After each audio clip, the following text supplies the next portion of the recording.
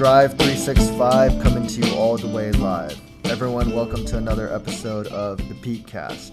Today we got a really special guest, one of my favorite people to work with. I would say the same for Dr. Brandon Curry and Cody as well. Anthony McHenry, the MAS CEO. However, I'm going to read his accomplishments in a second. JP, I'll let you first go ahead, give some updates on Strive. Yeah, so kick it off. This week for Strive 365, we recently launched our social media outlets. So we got content coming out on Instagram, Facebook, and also long videos of life skills on YouTube. So when you guys get a chance, check us out and follow us. It's Instagram, Facebook /Strive, STRYV 365. Check out our content. We got good life skills content. We have videos on what to do at home through the craft change process. And we also have tennis videos for you tennis folks out there. So that's what we got going on this week. We'll hope to kind of get some challenge videos back from you guys. So I'm going to just jump into Anthony McHenry's accomplishments. First of all, we'll start with what he's currently doing. He has been the CEO of MAS, Milwaukee Academy of Sciences. And Anthony, I'm going to kind of touch on some things that you've done since you've been there for about 5 years now. A little over, I'm sorry. And the accomplishments you guys have had during that time, 5 straight years of 100% of seniors being accepted into post-secondary education. That's incredible because a lot of kids don't even think about, I want to go to school. They give up on it. So that's incredible. And then MAS is one of 2 high schools in the city with 90% or more economically disadvantaged and over 90% graduation rate. So you guys are really, really focused on making sure that the kids are finding post-secondary education. Can you kind of touch on that for me really quickly? Is why do you believe it's so important for them to go to college? Sure. Well, first of all, thanks to the two of you for having me this morning. It's really a pleasure and an honor to be here and also to partner with Strive 365. To answer your question, the reality of today's world is that individuals who do not graduate high school or individuals who graduate high school without any other post-secondary education, it creates a really huge barrier for them ever reaching self-sufficiency. And so we know that our scholars are capable. And if in fact we're correct that they're capable, then the responsibility is on us to make sure that they have options available to them when they graduate high school. And so I've oftentimes said to parents that if you're not interested in your child going to college or a trade or a 2-year, this is probably not the school for you, because from K4 to 12th grade, that's going to be our expectations, is that they go and complete whatever post-secondary opportunity they have. But first, we have to make sure that they have options available to them. Absolutely agree with that. I mean, that's just incredible. I know growing up, I had a lot of friends who decided not to go to college and some that did. And I think it helps you stay disciplined and move further in life, and you figure out something that you do want to do as far as your career. Anthony, you started as a teacher, and now you have moved all the way to a CEO. So you were a teacher at Silver Spring Academy, then became an assistant principal, then you became an associate executive director, then you became the executive director, and now CEO. So I just reading that just looks like such a nice trend of you got a little bit of experience in each category, starting from a very simple but get very effective role of being a teacher. Can you kind of explain to me how important it was for you to have those experiences to now be a successful CEO and how it plays a role in it? If I am a good CEO and a good leader, it's because I've had those experiences of being a teacher and an assistant principal, and also operating a social service organization as well. All of those things kind of created what is now my idea of how to successfully run a school. One of the things that I learned as a teacher was the power of a teacher. I truly believe that a good teacher can teach any kid. An average teacher can teach most kids, and a below average teacher won't reach kids in general. And so while I believe that to be true, we know that every single teacher is not going to be reaching their peak at the same time.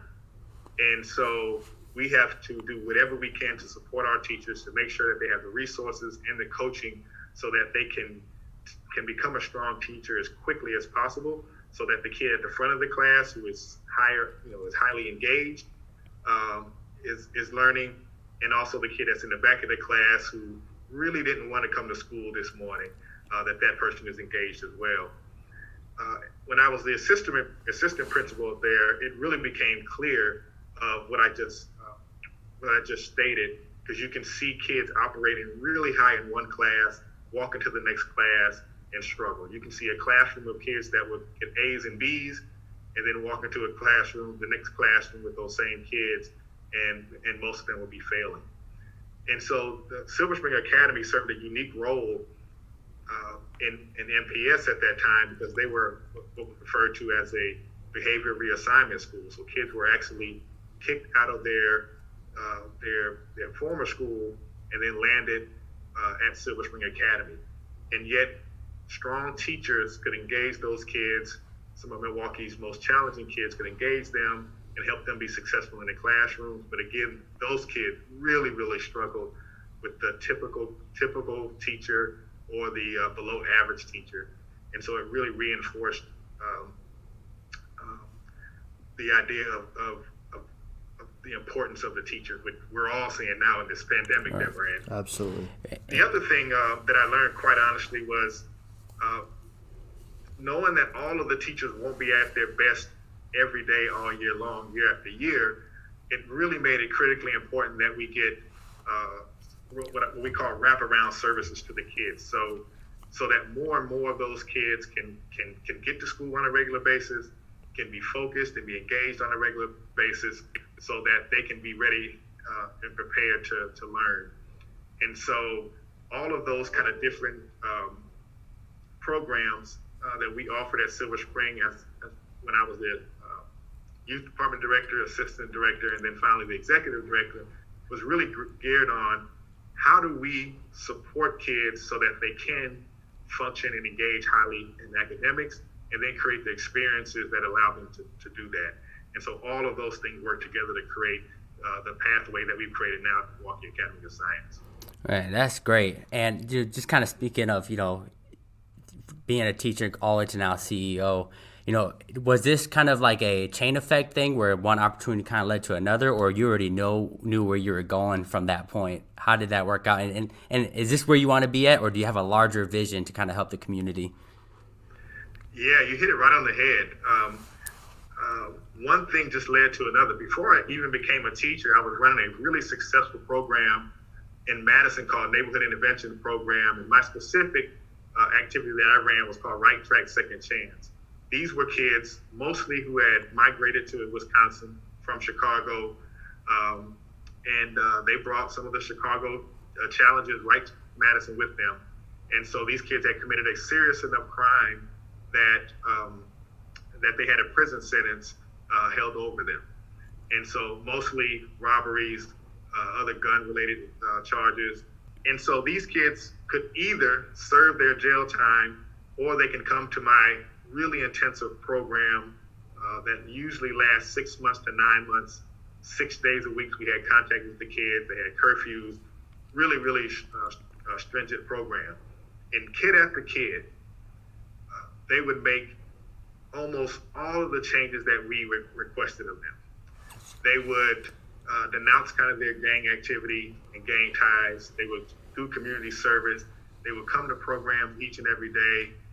They would take part in the social emotional program that we did, go to counseling. All of those things those kids one at a time would do. And certainly it would take longer for some kids than others, but all of those kids were making the changes that we wanted, and then they would go to school and fail. It was the most frustrating thing because you could see the kids doing what they needed to do to become better people, better citizens, and yet their ceiling was going to be really low because most of them were not going to graduate high school. And that led me to want to get into education. So I became a teacher and an assistant principal. And that actually led to my next phase, because I learned at that point that the social and economic issues that are plaguing our kids make school really, really difficult to do. Again, if you got a great teacher, they'll probably learn. But most kids are not going to have great teachers throughout their time in school. And so I really wanted to take what I've learned in our social service program and then wrap it around the school day to support those kids and hopefully help them to become better, not only citizens, but better students. Mm-hmm.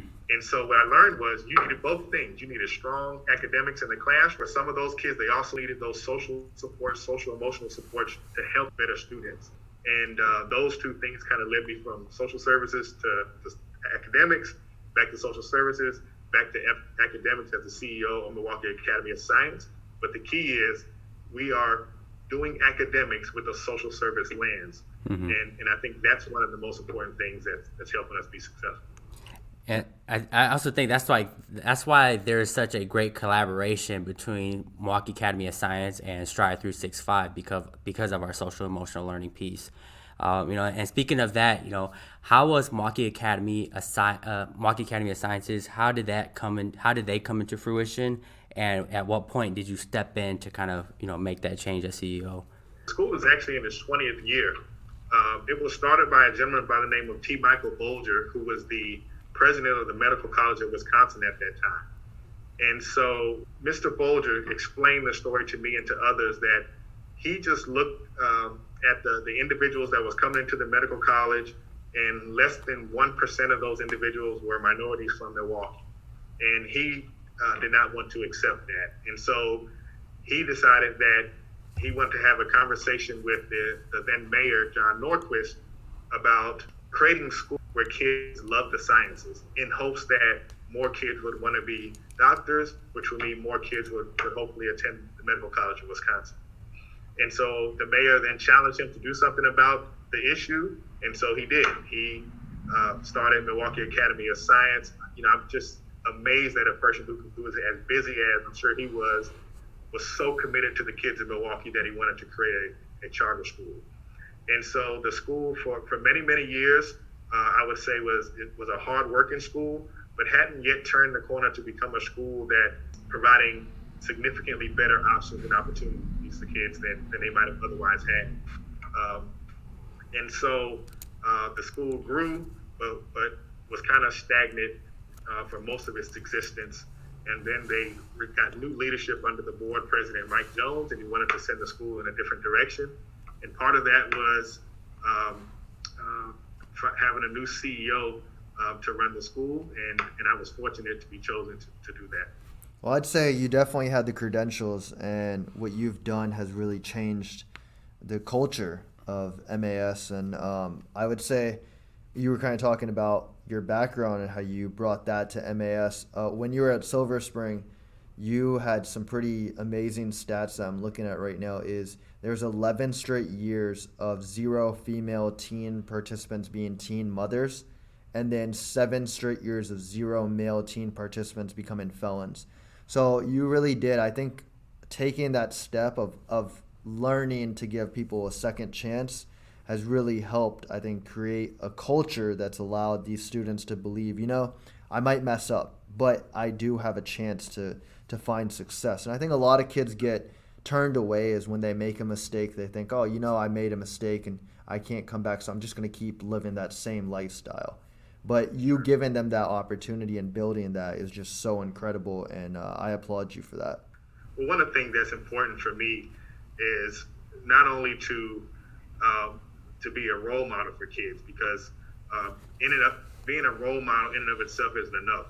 Part of being a role model is being vulnerable and having a willingness to share your stories, both the good and the not so good. And so the individuals at Silver Spring Neighborhood Center, as well as those at Milwaukee Academy of Science, if they choose to look up to me, they know that they're looking up to a flawed human being. And I am willing to share some of the mistakes that I made without glorifying it. But the other really important thing was I'm always cautious to tell them that I was able to overcome some of those mistakes. If you make some of the same mistakes that I made, this world oftentimes is a little less forgiving than mine. And so while you'll make mistakes and you'll need to bounce back for them, let's really try to minimize those mistakes. Let's try to learn from others. And most importantly, avoid those things that will have lifelong consequences. And for the most part, that's what kids want. They want to know that they don't have to be perfect to be successful, and that there's somebody, hopefully many people, but at least one that believes in them enough that's going to provide a route. Guys, you don't even know, this guy is so humble. He doesn't even talk about this enough. However, Anthony, when you talk about education, your education wasn't just for academics. You went for athletics to UW-Madison. He is a Badger. He played defensive back at University of Wisconsin. Can you kind of touch on that? How was that experience, and how has sports really shaped your life? And then I see that you have used sports, and that's what Strive does as well. You've really used sports to help build an avenue for kids to shape their lives in a sense. You're also the director of Milwaukee Spartan basketball that has produced 64 collegiate players. Anthony promised me he would have, but I just came a little too late. I was about 10 years too late when I met him, but can you kind of touch on that, Anthony? Yeah, sports,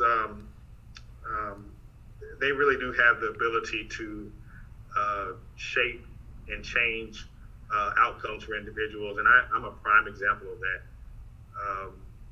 I started playing sports when I was 6 years old, and there was never a time that I wasn't playing the sport until I graduated college.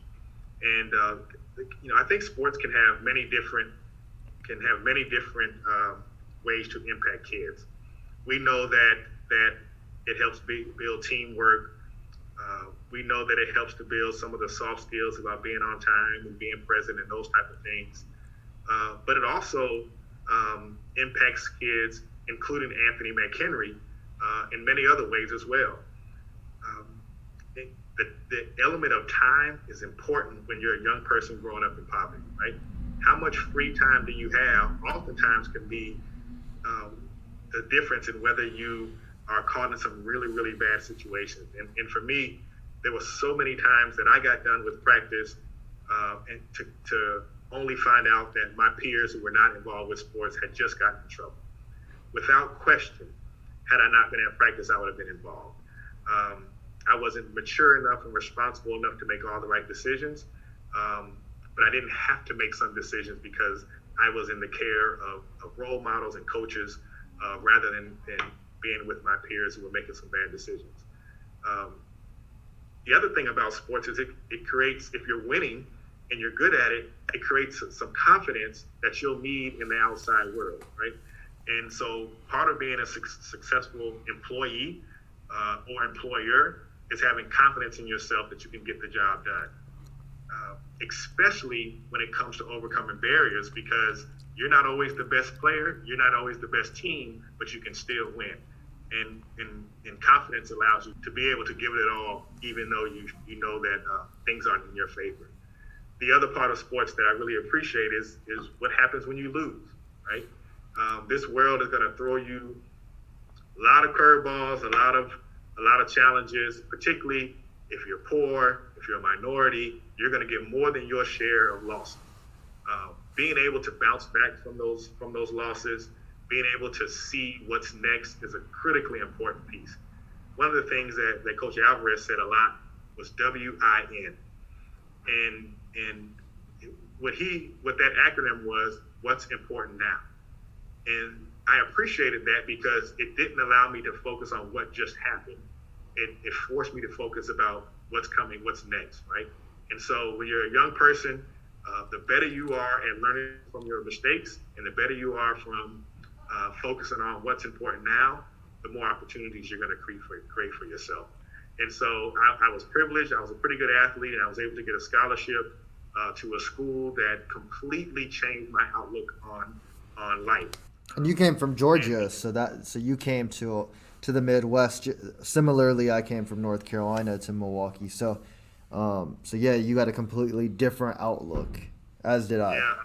Yeah, I don't know if I have enough time to share this whole story, but I can tell you that my transformation as an individual started the day I arrived in Madison. I'd grown up in an all-black community. I went to all-black elementary, middle, and high school, and then I landed at UW-Madison. That is the furthest thing from all-black. And so I did like most others would have done. I tried to quit. I tried to come home, but thank God I had a mother who was not having it. That window of opportunity did not exist for me, and so I stayed. But that first day of school, that first day in Madison, by the time it was probably 9 or 10 o'clock, I had realized that there's a whole new world out there that operated very differently than the one that I had grown up in. And it allowed me to challenge myself to start thinking about things very, very differently. And I'll just share a quick story. There were a couple of incidents that happened on that first day. One of them I won't share unless you force me to, but the other one was pretty innocent. I was walking over to my friend's house. He had also gone to my high school. He was 2 years older than me. He had been at Madison. So I was walking over to his house, and there was a big German Shepherd in the yard. And I walked back to the corner store, and I called him and said, "Hey, is there another route to your house? Because there's a big German Shepherd in the yard." And Tyrone Mahone said some amazing words to me. He said, "Don't worry about it. Dogs don't bite up here." I said, "What?" He said, "Don't worry about it. Dogs don't bite up here." I'm like, all right. So I hang up the phone. I'm walking down the street. I think the German Shepherd waved at me. I'm not sure, but he certainly didn't bark at me or chase me. And I'm walking and I'm thinking, dogs don't bite up here. Right. Because in my community, everybody trains their dogs to be killers, right? Right. And that was a second kind of life-altering experience that I had where I said, like, this is different. And I need to figure this thing out because I can't function like I functioned back in my hometown. I need to figure out what's going on with this new world that I'm in. And that's really important for me to, as a leader, because one of the things that is core to our beliefs here at Milwaukee Academy of Science is creating experiential learning opportunities for kids, so they too can say, "Oh, that's different. That's something that I don't see in my community, but that's something that's possible for me." And so I've appreciated that first day at Madison much more now than I did when I first arrived. I think that's so hilarious because I too get that, what you're talking about. And it just really opens a new perspective. Not everyone sees that. And I think that's why it was such a great idea that, Strive 365 and Peak Team, we were able to partner with you guys to allow some students from Milwaukee Academy of Science to come to our Milwaukee Tennis Classic tournament field trip day, right? I think that really opened their eyes to see, what there is outside of just the area of Milwaukee, but just there's clubs you can join, there's pools, there's more lucrative things out there, and you just got to work hard for it. So I think that really just kind of is another perspective, kind of opens students' eyes and kind of look at a different perspective, like, okay, I could get here, I just got to work hard. Yeah, JP, those things, they're just so important because you never know what a kid's going to gravitate to, right? I grew up way too sheltered, and not sheltered in terms of my mom not allowing me to go out the house. We just did a couple of things the entire time I grew up. We played we played football, and if you wanted to do something else, because football was king down there, you could play a little basketball or baseball. But there were no other outlets for sports available to us. There were really no other social outlets really available to us as well. And so if you think about what we're trying to do here at our school, our 4th and 5th graders are all exposed to tennis already. Our middle school kids have a lacrosse program that they're exposed to. Our 4th and 5th graders are exposed to golf. And we know that all kids won't gravitate to those sports. But if one or two of them gravitate to it, then it's well worth doing. And it will create an opportunity for that kid to engage in something positive with another positive adult that's pouring into them. Exactly. Can you go a little bit more in depth to how you and Dr. Curry met and how you guys kind of collaborated, created this relationship that we have today? Yeah, so Dr. Curry and I were both on a panel October of last year We had never met each other, and it probably had never even heard of each other.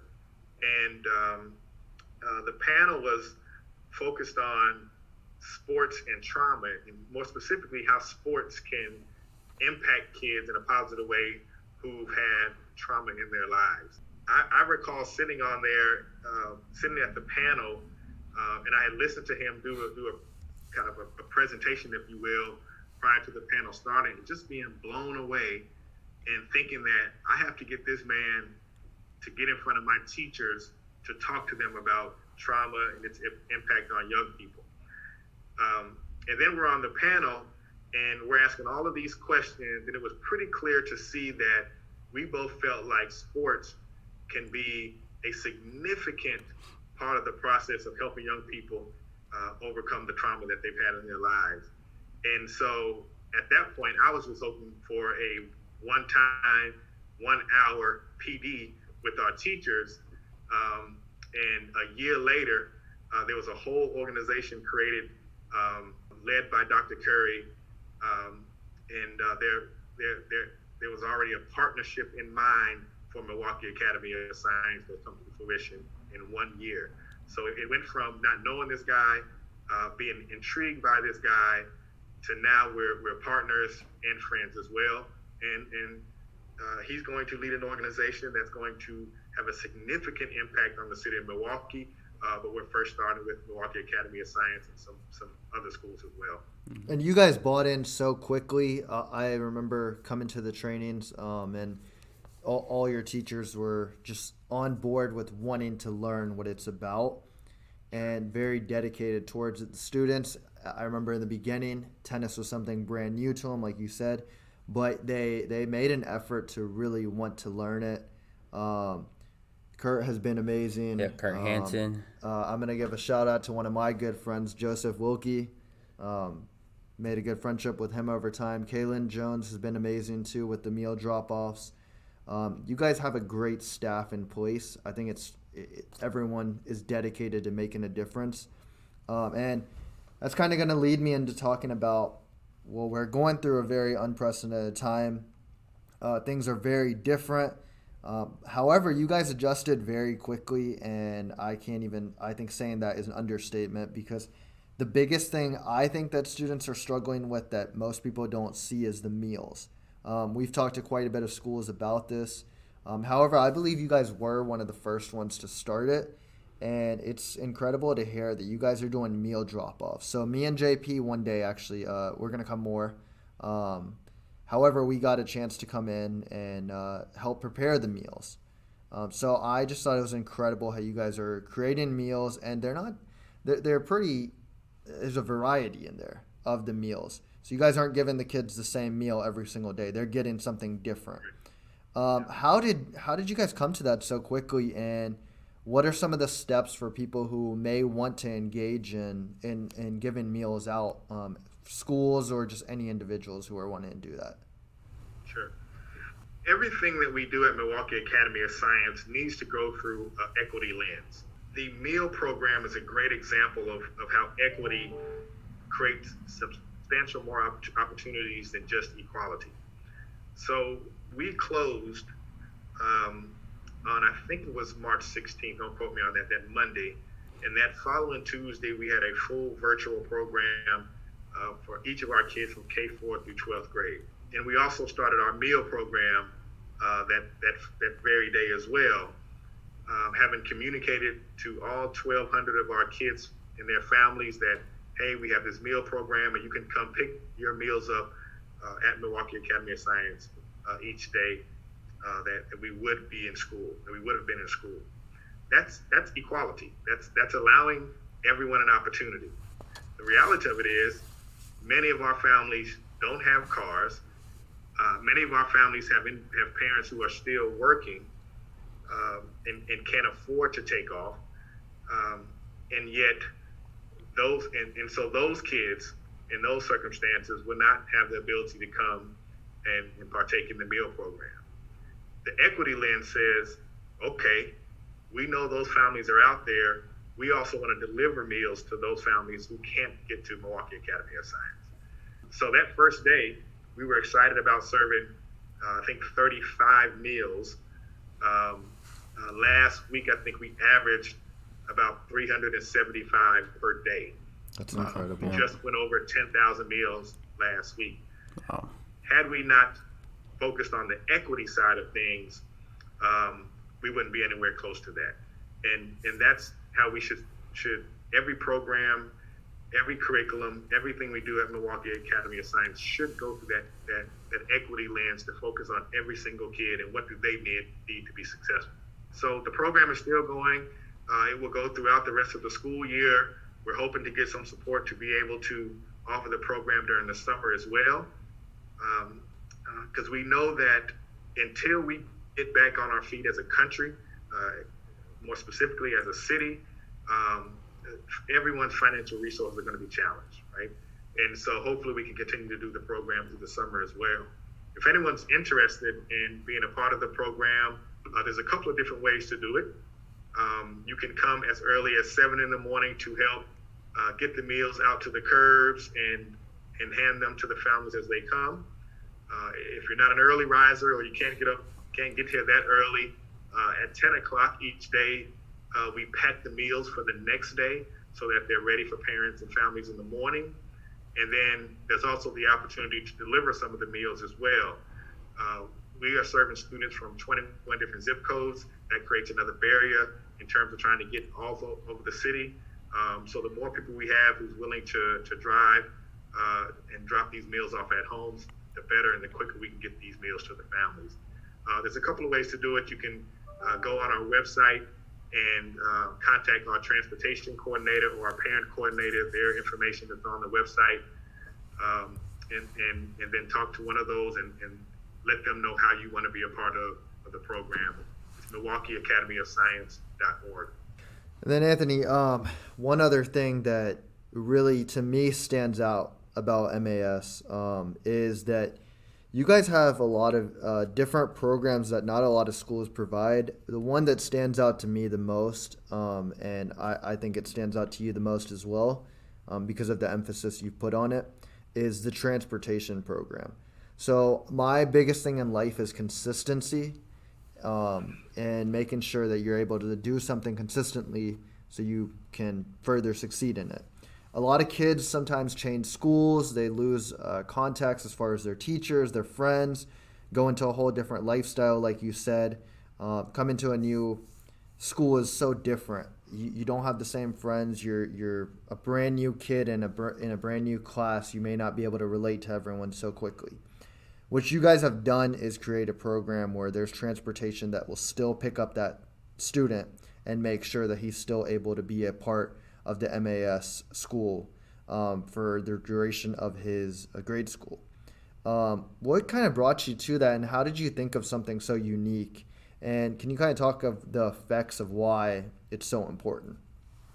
Yeah. I think it's one of the most important things that we do. You brought up the word consistency.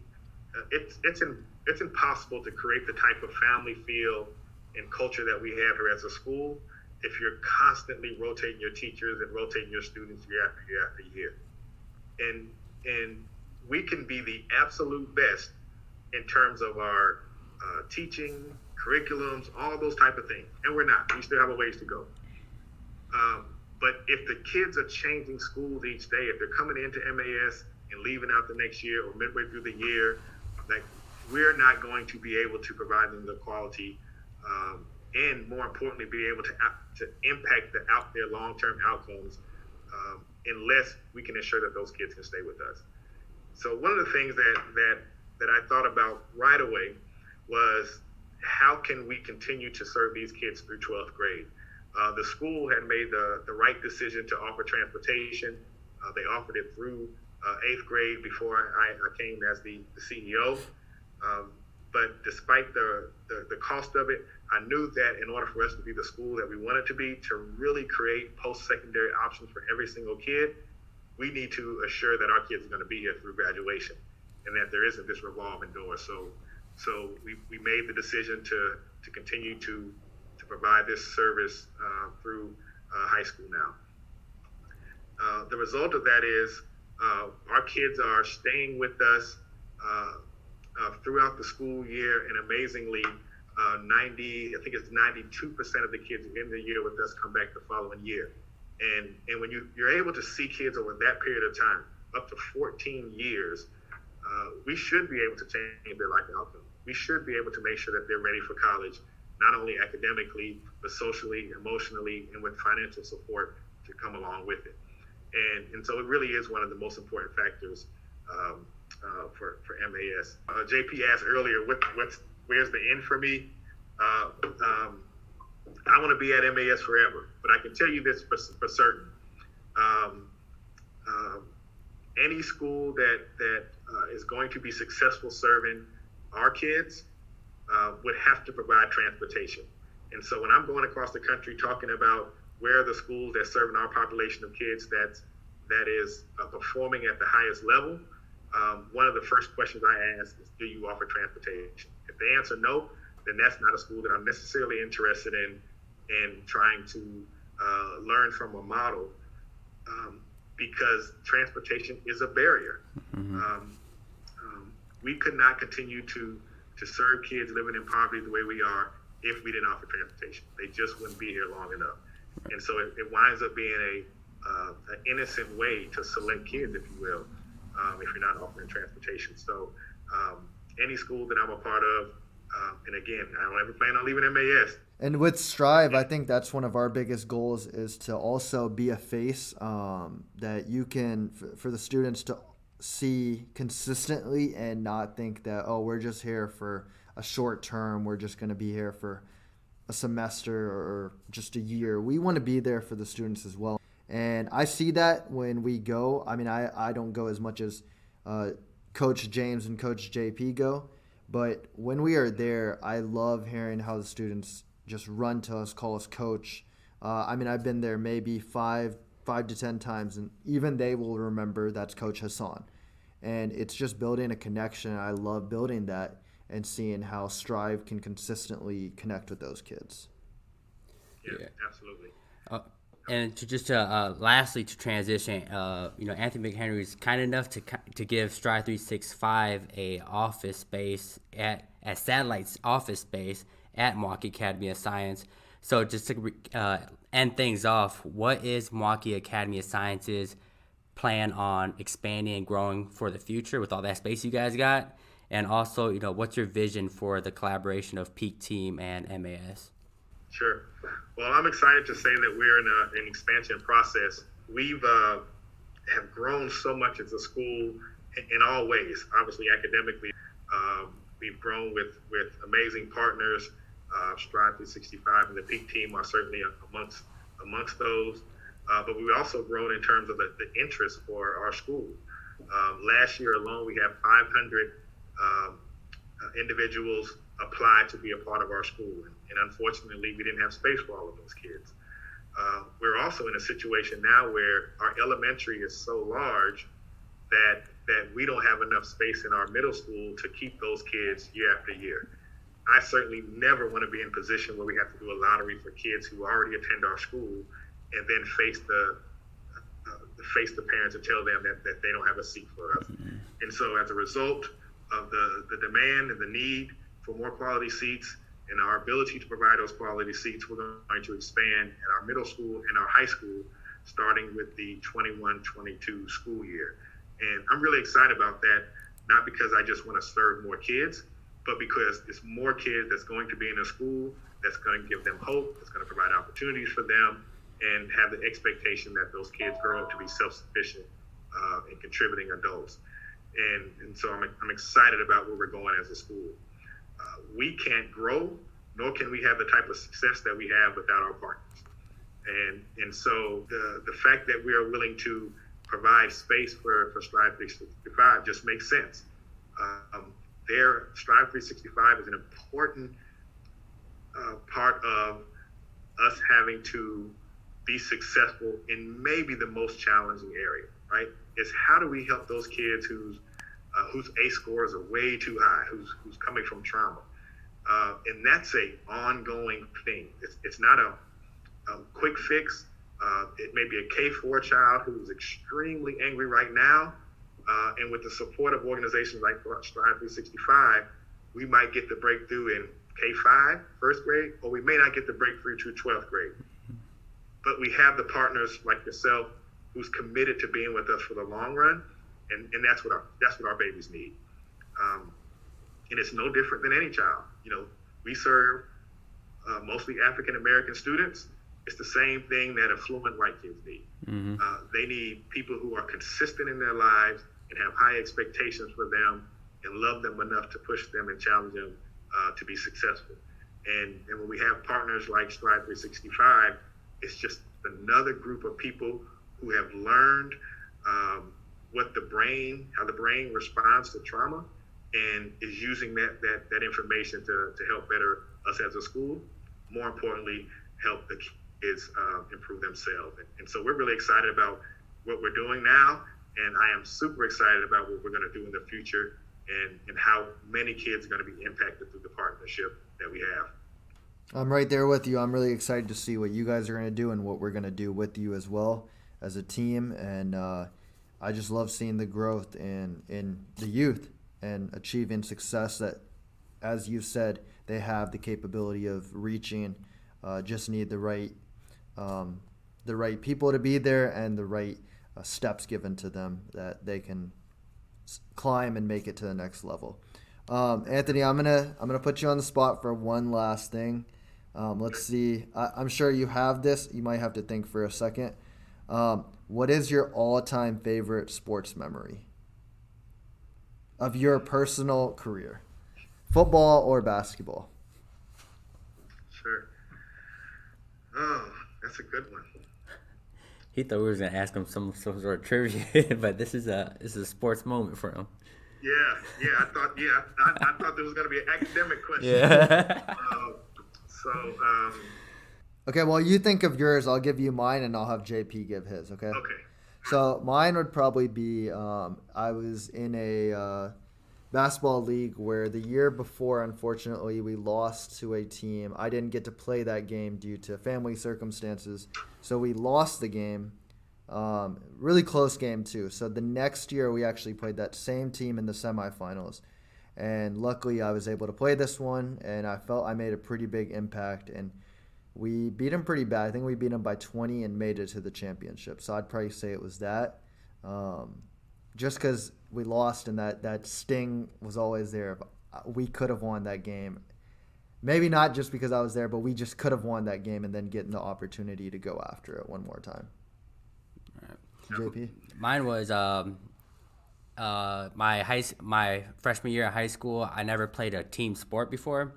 And so I decided to pick up tennis and be like, all right, I'll try the sport out. I was very horrible my first year, but my senior year, I was actually able to persevere, be resilient and train myself to be better. And my senior year, I qualified for state to go up to Madison. So that was like a great experience for me. But it just shows that, you could pick up any sport and learn it as long as you hone your skills. You can, you could dominate anything you want. So that's mine. Mine is actually going to be right around the same place yours. Despite the fact that, the UW football program turned itself around while I was a member of the team. Now, I'm not in any way suggesting that was because of me, but my first year we did go 1-10, and my last year was the Rose Bowl year. But I would have to say that my favorite memory happened in high school. I went to a school that reminds me very much of Washington High School here in the city. Overwhelmingly African American, overwhelmingly economically disadvantaged students. But it was a place that people wanted to go because their sports programs were really good. And my high school had a really, really good football program, despite the fact that the school was only just over 700 kids. In Georgia at that time, you could choose to play up level. So we actually played in the highest level, playing against schools with 3,000 or more students. And my junior year in high school, we won our conference and were making our way to the state tournament. And then we had to go face about all the Valdosta High School. Now, the quick thing about Valdosta High School, ESPN did a kind of a month-long search for what they would call Title Town, the city that wins the most. It wasn't New York, wasn't LA, wasn't Atlanta. It was Valdosta, Georgia, because of the success of their football programs, both college, I think Division II, and high school. So Valdosta High School was ranked number 1 in the country. 3,000 some odd students, 13 Division I players, and they're playing against little old Carver High School. With So David versus students. Goliath here. Yes, and we beat them. And it wasn't the fact that we beat them that's my favorite highlight. It's when we got back to our school, how many people there to celebrate us. Not just our families from our school, but the whole city had kind of rallied around us. Wow. And for a day, there wasn't animosity between neighborhoods. There wasn't animosity between my project and somebody else's project, my school versus these other schools. Everybody was fans of Carver High School and was proud of what we had done and overcoming the certain, I think it was 42-point differential our city newspaper predicted we would lose by. And so that's probably my favorite moment is turning that corner into our parking lot and just seeing thousands of people out there celebrating us, many of which had no affiliation to our school. The unity got built from just such a great achievement and success. That's really exciting, Anthony, and I'm surprised. I'm glad you shared that story with us, especially for someone who went to the Rose Bowl as well. But sometimes those early stages in your career and life make such a big difference to you, and that's one I can definitely see being a big impact. So we appreciate you coming on today. Had a lot of fun with you and learned a lot, and absolutely excited for our viewers to hear what your success story was and what MAS is about, and for them to understand that you can achieve anything. There are opportunities for second chances, and just believe in yourself. So we're very thankful for you being on here. I appreciate you having me. More importantly, I appreciate the work that we're doing together, and I'm super excited about the future of our partnership. Thank you, sir. Strive 365, all the way live. Not every day do you have an opportunity to speak to a Rose Bowl champion. Am I right? Well, I hope you guys enjoyed this episode of the peakcast with Anthony McHenry. As he always says, if you fall down, it's okay to get back up. As long as you learn from your mistakes, you're always a winner. Not only that, if you have something you're passionate about, focus on that and create discipline. As you can see in your life, you will become a champion. Stay tuned for next week. We have Jim Token, president of ADAM, Automotive Dealer Association of Metro Milwaukee, as he covers how the automotive industry can impact the youth, providing jobs and opportunities. So stay tuned and rev up.